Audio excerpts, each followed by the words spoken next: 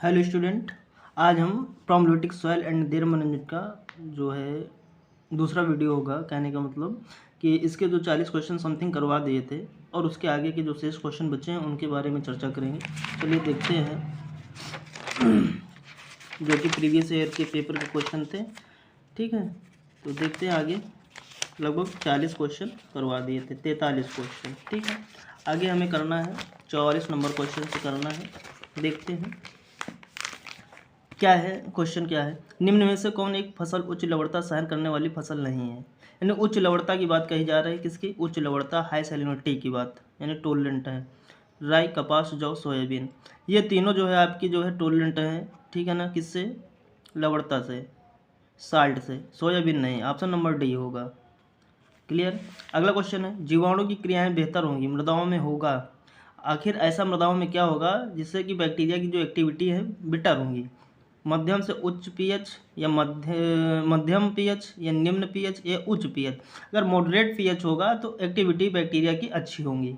Clear, option number B. अगला question है, यदि सिंचाई के जल की विद्युत चालकता का दायरा 0.25 से 0.75 डेसीएम इनवर्स हो तो वहाँ क्या अनुकूलता है होगी।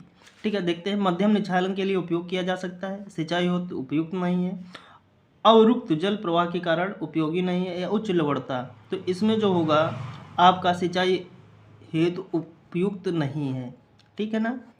अगला क्वेश्चन, क्षारीय मृदा में फास्फोरस का अंतर्ग्रहण होता है। जो आपकी क्षारीय, ठीक है ना, मृदा होती है उसमें फास्फोरस का जो अंतर्ग्रहण होता है, किस रूप में होता है, किस फॉर्म में होता है, फास्फोरस को अपटेक कैसे करता है। तो H3PO4 PO4 minus minus minus HPO4 -2 या HPO4 माइनस। ठीक है, तो ये जो अपटेक करता है क्षारीय मृदा में फास्फोरस को H3PO4 के रूप में अपटेक करता है, अंतर्ग्रहण करता है। ठीक है, ऑप्शन नंबर ए सही होगा। अगला क्वेश्चन है, लवणता का वह वर्ग जिसमें सिंचाई का जल सिंचाई योग्य नहीं रह पाता। किसमें, C1 में या C2 में या C3 में या C4। ये जो है दे रखे हैं, ये वर्ग दे रखे हैं C1 C2 C3 C4। तो किसमें जो है सिंचाई का जल सिंचाई योग्य नहीं रह पाता, तो C4 में। किसमें, C4 में। अगला क्वेश्चन कह रहा है कि भूमि क्षमता वर्गीकरण के अनुसार वो मृदाएं जो फसल की खेती के लिए उपयुक्त नहीं होती हैं, उसे वो संबंधित किससे हैं, किस वर्ग से। देखो इसमें 1 2 3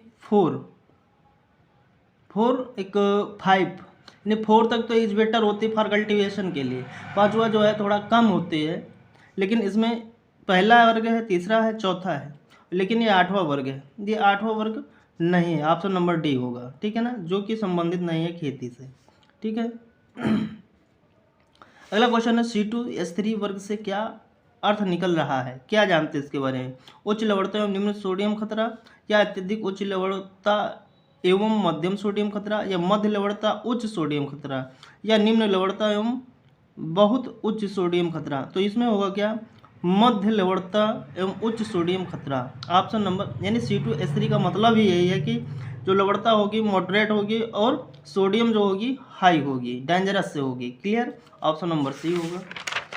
अगला क्वेश्चन क्या है, अगला क्वेश्चन ये कह रहा है कि वाष्पीकरण द्वारा, क्या कह रहा है, वाष्पीकरण द्वारा महत्वपूर्ण मात्रा में अमोनिया का, ठीक है, ह्रास निम्न में से किस मृदा से होता है। अमोनिया का ह्रास, ठीक है ना, अम्लीय मृदा में, क्षारीय मृदा में, या खारी में जिसे बोलते हैं सैलिनाइन मृदा, या इनमें से कोई नहीं। तो वाष्पीकरण जो है अमोनिया का सबसे ज़्यादा ह्रास किसमें होता है, खारी मृदा में होता है। ऑप्शन नंबर सी होगा। सिंचाई का जल, अगला क्वेश्चन है, सिंचाई का जल लवणता वर्ग जो निच्छालन के उपरांत उपयुक्त होगा। C4 अधिक उच्च लवणता, C3 उच्च लवणता, C2 मध्यम लवणता, C1 निम्न लवणता। तो किसमें होगा, जो C1 का निम्न लवणता होगा उसमें जो है सिंचाई का जल जो है, कहने मतलब निच्छालन के लिए जो उपयुक्त होता है। ठीक है। अगला क्वेश्चन है, निम्न में से कौन एक मृदा के भौतिक गुण सूचकांक नहीं है। जल धारण क्षमता, सूक्ष्म जीव, जैव एवं नाइट्रोजन, मृदा की प्रभावी गहराई एवं जड़ें, मृदा संरचना। तो इसमें क्या होगा, ऑप्शन नंबर बी होगा, सूक्ष्म जीव, जैव भार एवं नाइट्रोजन।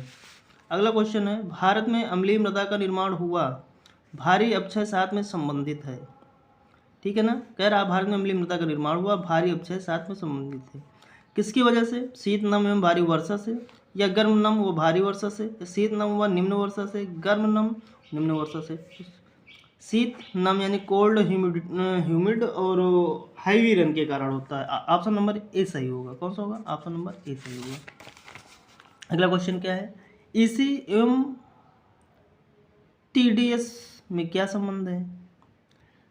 तो ईसी एवं टीडीएस में संबंध क्या होता है?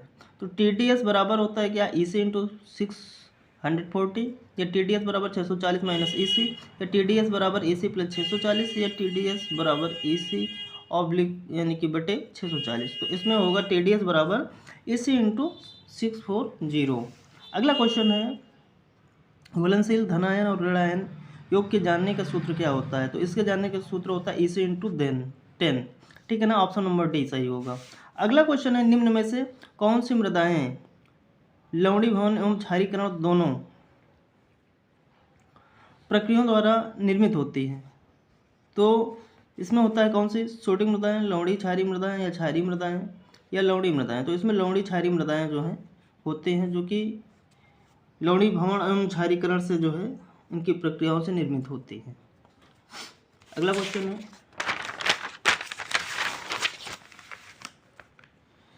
Indian institute of soil science निम्न में से किस स्थान पर है? भाई ये भोपाल पे है। ऑप्शन नंबर डी होगा।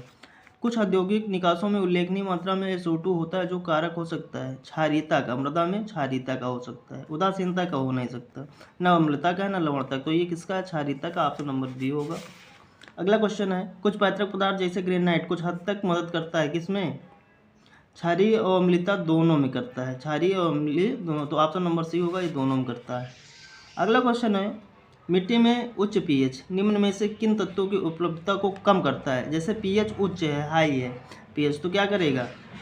किनकी? तो देखते हैं कौन सा है।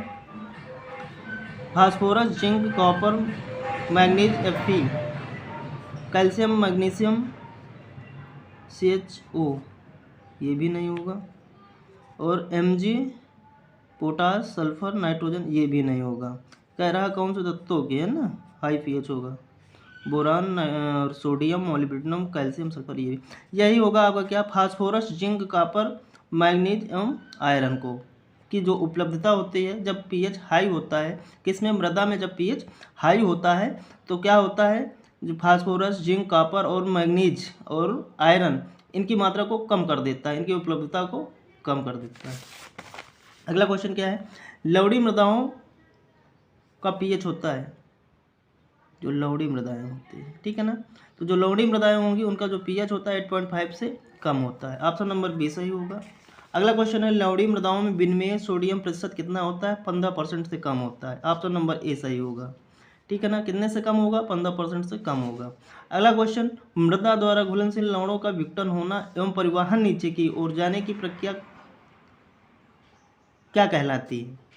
मृदा द्वारा घुलनशील लवणों का विघटन एवं परिवहन नीचे की ओर जाने की प्रक्रिया निच्छालन कहलाता है। क्या कहलाता है? लीचिंग। क्या कहलाएगा? लीचिंग कहलाएगा, ठीक है। अगला क्वेश्चन है, निम्नलिखित में से कौन सा तरीका निच्छालन के लवणों को अधिक गहराई तक अवमुक्त कराता है? जल निकास, संप्रवाहन, छिड़काव या बाढ़? तो ये होगा क्या? संप्रवाहन, यानी जिसे बोलते हैं फ्लैशिंग। क्या बोलते हैं? फ्लैशिंग, ठीक है, संप्रवाहन कहलाता है। क्लियर। अगला क्वेश्चन है,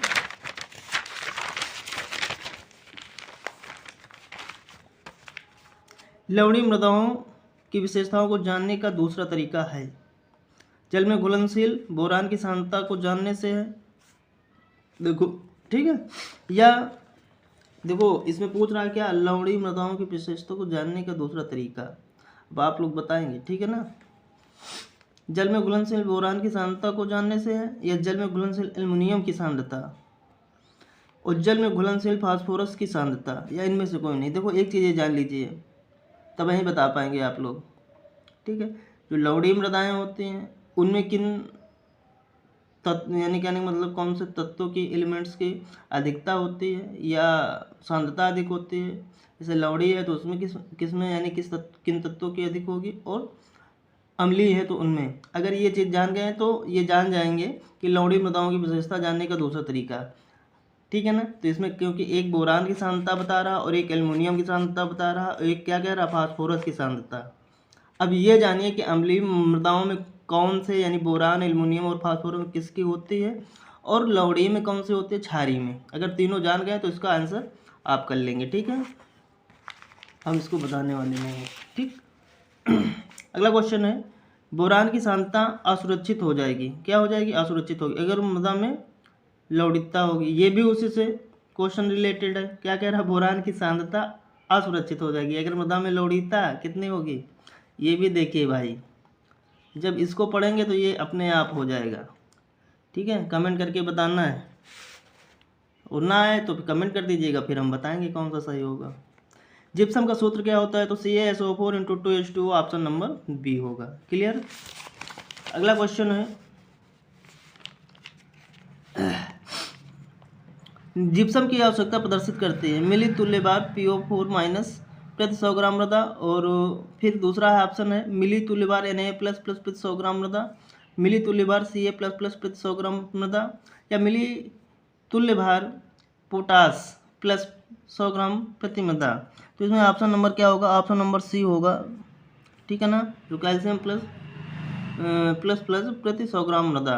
ठीक है, ऑप्शन नंबर सी सही होगा। अगला क्वेश्चन है,